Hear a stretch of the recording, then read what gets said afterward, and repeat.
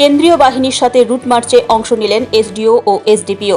বিধানসভা নির্বাচনের আগে এলাকায় শান্তি শৃঙ্খলা বজায় রাখতে খাতড়া ব্লকের ধানাড়া অঞ্চলের আরকামা এলাকায় হল কেন্দ্রীয় বাহিনীর রুট মার্চ।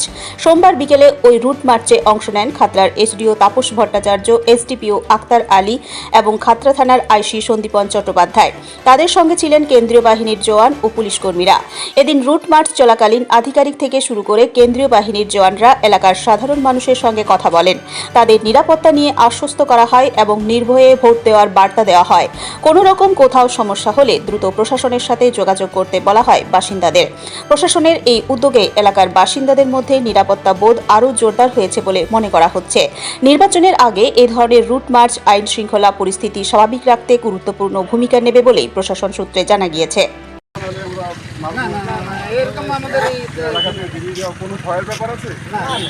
যদি ভয় থাকেন তাহলে আমাদেরকে জানাবেন। আমরা ততক্ষণ যে বেশি ভয় দেখাচ্ছে তার বিরুদ্ধে আমরা আইনগত ব্যবস্থা নেব এবং আপনি যাতে করে ভোট দিতে পারেন শান্তিপূর্ণভাবে আপনার ভোটাধিকার সেটা আমরা নিশ্চিত করব।